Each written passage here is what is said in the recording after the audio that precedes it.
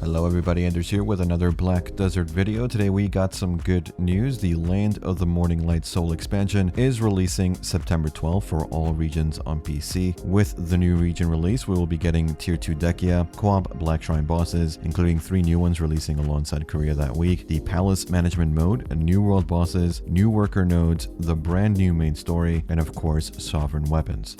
The region is coming out a lot sooner than we all expected. Let me know why you think that is in the comments. I have no official information as to why, so we can all just really speculate. But as for today's patch in Global Labs, aside from this announcement, we finally saw the Black Spirit Rage revamp, and with it also comes Berserker nerfs. Let's start with the Black Spirit Rage changes. They were nice enough to provide a statement in English. I'll read what they said while I show you the new BSR skills. Today's patch brings an overhaul to the Black Spirit Rage 200% skill for several classes. The classes affected by this overhaul include Awakening Warrior, Succession Ranger, Succession Sorceress, Awakening Berserker, Succession and Awakening Tamer, Succession and Awakening Valkyrie, Awakening Witch, Awakening Wizard, Succession Mewa, Awakening Kunoichi, Succession Dark Knight, Succession Striker, Succession Mystic, Succession and Awakening Lan, and Awakening Guardian. While we initially aimed to release these changes sooner, additional optimization was necessary to ensure the Black Spirit Rage 200% skill could be used more frequently and effectively in various scenarios. We appreciate your patience and understanding regarding this delay. Alongside the overhaul, we've also adjusted the damage output for the Black Spirit Rage 200% skill across all classes. In PvP, Succession Berserker, which was overwhelmingly powerful, has been nerfed. This adjustment serves as a benchmark for balancing the damage output for other classes to minimize disparities. For PvE, all classes have received a significant damage boost. Additionally, the speed reduction debuff during skill use has been removed, and the cooldown has been reduced from 30 minutes to 20 minutes. But this cooldown can be further changed according to the PvP circumstances after the live update. We put a lot of consideration into these changes, and we hope the revamped Black Spirit Rage 200% skill will be more versatile and enjoyable for all players. Now, the damage changes are going to be different depending on the skill and whichever class you're on, but on average, you're looking at around 3 to 5 times increase of damage to your 200% BSR skill for PvE. In PvP, you get the same amount of damage increase, but the PvP damage reduction has increased to 90% reduction on average, so it can be and is usually less damage than before. If we use Succession Dosa 200% BSR as an example, in PvE, Taeguk 200%, that used to deal a little over 81,000 raw damage. Now it deals almost 200% more damage with this change. In PvP, however, it used to deal almost 26,000 raw damage, and now it deals 12% less damage than before. With the reduced timers on them, every hour you grind, you are basically nuking 3 times if you choose to activate the skill. For Succession Berserker, this is a special case. They even wrote a statement outlining the nerf for him. With today's patch, Succession Berserker has been nerfed. Although we made some adjustments a few weeks ago, we missed certain aspects that resulted in Berserker being far stronger than intended. In the previous patch, we aimed to balance Berserker by tweaking his defensive capabilities through super armor while reducing its overall sustainability. However, this inadvertently made Berserker more resilient than planned, and the absence of stamina restrictions or movement skills, unlike other classes, only worsened the issue. We sincerely apologize for any frustration this may have caused to both Berserker players and their opponents. To address these concerns, today's patch brings several adjustments. We have focused on reducing excessive freedom of movement and the unintended resilience in certain situations. Prime Fearsome Tyrant's DP increase effect has been changed to DP plus 30 for 10 seconds. Additionally, Prime Lava Piercer in Prime Predatory Hunt will now consume stamina. We apologize once again for any inconvenience caused by our oversight, and we promise to quickly address other classes that also require urgent improvements. Dosa's BSR also got some changes to now properly wound opponents, which is good to see, and like other BSR skills for other classes, it is no longer affected by attack and cast speed increases and decreases. Apart from the massive overhaul to BSR skills, we finally have co-op Black Shrine coming to Korea next week. This too had a statement, surprisingly enough.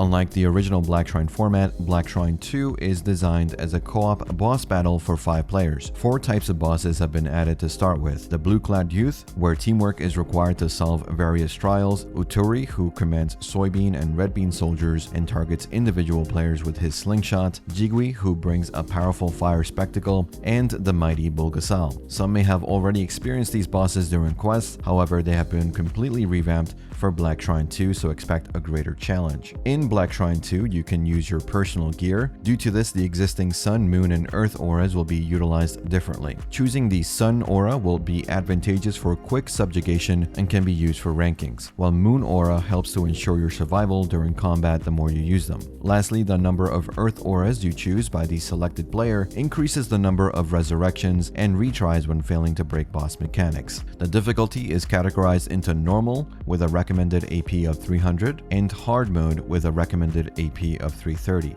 Boss mechanic difficulties have been designed to not be as challenging when compared to Elvia Ataraxion, but understanding their mechanics will be necessary when challenging the bosses for the first time. Each of the 4 bosses have their own unique charm, so we hope that players are able to enjoy different styles of battle with your guild members or friends. A total of 3 other bosses are still being prepared, which includes Choyong, Dark Bongwang, and the main villain of Seoul main story, and we're planning to introduce them to the official server on September 12. The update on September 12 will not only include these new bosses, but will also include the global release of the Land of the Morning Light Soul. We appreciate your patience and anticipation. Thank you. And it's important to clarify here that this Black Shrine 2 co-op Black Shrine has to be done in group, but not necessarily from the same guild. It can be anybody. However, if you're all from the same guild, you do get additional rewards. Now for the base rewards, everybody in your group, whether they are in your guild or not, will get the following items. 1 piece of conquest. Each boss has their own type. 5 resplendent lightstones of fire, earth, or wind, depending on the boss.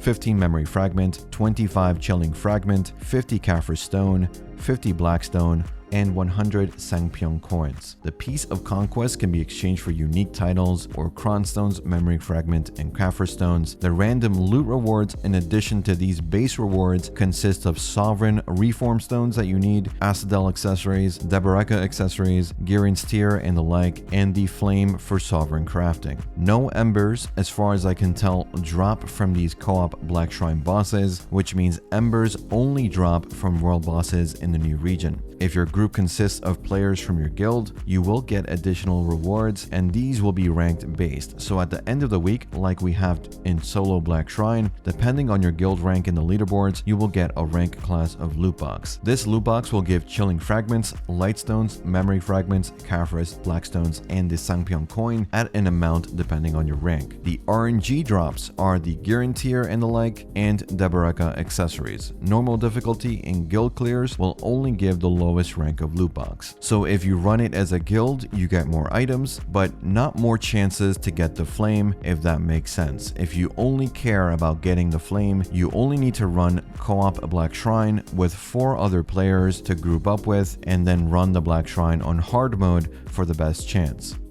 If you want more Deboreka accessories, I think it's a good idea to run it with your guildmates. I hope that makes sense. Next, we also have Guild League coming back, and again we have a statement from the developers about this, and they say the following.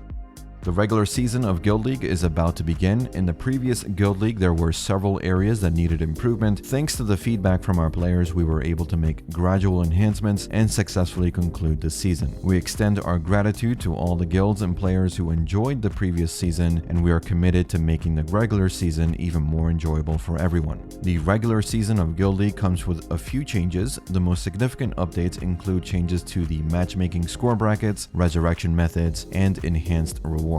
Previously, guilds with scores above 1801 were all matched together, which led to some dissatisfaction as the number of high-scoring guilds increased. Now the maximum score has been raised to 3801, and the brackets beyond 1801 have been further subdivided. Additionally, there were instances in the previous season where players would deliberately avoid resurrecting. To address this, the rules have been changed so that players are automatically resurrected after a certain period. Rewards have also been significantly enhanced to make the content more meaningful for both guilds and individuals. Notably, guilds that achieve 1st to 3rd place will receive 400 billion silver in guild funds, along with colored titles and bonus items to ensure they are duly honored. While 400 billion silver may seem substantial, it has been generously set as such before taxes to consider guild member incentives. Moreover, new battlefields, including the area in front of Gyeongbokgung Palace, have been added to make the experience even more enjoyable. During the 2nd season of Guild League, we are also preparing new updates for Arena of Solare. We received feedback that the previous Arena of Solare, which lasted only a month, was too short and had room for improvement, and based on your suggestions, we aim to further develop the Arena of Solare. Arena was designed to help newcomers to PvP by focusing on everyone using the same equipment and 3-person teams for less stressful combat. While we will still maintain this pure approach, we're also preparing to support additional modes using the Arena of Solare system. For example, there will be a mode for those who want to purely prove their skills in 1v1 combat, and another mode where players can compete using their personally customized equipment. These modes will come with honorable rewards, providing new goals for more players in PvP. Additionally, we will continue to improve other content such as Red Battlefield, Node War, Conquest War, and War of the Roses based on your feedback. Thank you. This all sounds amazing, to be honest. 1v1, your own gear, but with Arena format. If they continue to listen to some more feedback on Arena and the other PvP modes, which there is a copious amounts of feedback, they have a chance, I think, to kind of turn things around, but we'll see. So far, it all sounds good, but it's also about execution with these updates, so we'll see next month. Guild League will start August 29 and end November 14 for global regions. The new Guild League map will also come after the release of the expansion in September. For Red Battlefield, today they've increased the amount of silver you get per win and loss, 50 million silver on wins, 10 million on losses. Next, we have some changes to Dehkia, and once again we have a statement in English. Today's patch brings improvements to the Dehkia Lantern monster zones that were updated last week in Korea. First, we've addressed common issues across the 3 zones where players felt inconvenienced or where the zones were being used in unintended ways. For instance, in the case of Olin, players had to manipulate damage output to obtain the left arm reward. Now the first Olin's golem will not trigger the left arm attack, while subsequent golems will activate it immediately upon appearing, reducing this inconvenience. In Ash Forest, we fixed the issue where monsters would chase players from too far away. Additionally, for Dehkia Tier 2 monster zones, the main item drop has been changed from Berserker accessories to new loot such as artifacts and crystals. The potential revenue, including silver, has been adjusted to match the high-level players these zones are intended for, and we will continue to enhance this based on player growth stages. Originally, Dehkia Tier 2 zones were designed to provide rewards through exclusive quests. However, we realized this could overly restrict gameplay freedom, therefore we've added unique loot obtainable only in these areas instead of Berserker accessories, and introduced powerful monsters with rest periods to reduce fatigue, allowing for a more balanced and enjoyable experience. For the new region, they have added 11 new caves that certain rare items like truffles, platinum ore, and such for life skillers will appear in. Lastly, your name will now gradually change to red as you lose karma, and the clan system, which used to be a mini guild system from the very start of the game, has been removed since it no longer serves a purpose. That's it for today. A lot of changes. I would say overall feeling pretty good about what we saw today. Nerfs to the right class, improvements to PvP modes, region expansion release date only a few weeks away. Looking good, to be honest, but let me know what you think about these changes. Do you think it's enough to bring back players to try out the new region in September? Let me know in the comments, and as always, thanks for watching, thanks for listening. I'll see you all in the next one. Take care.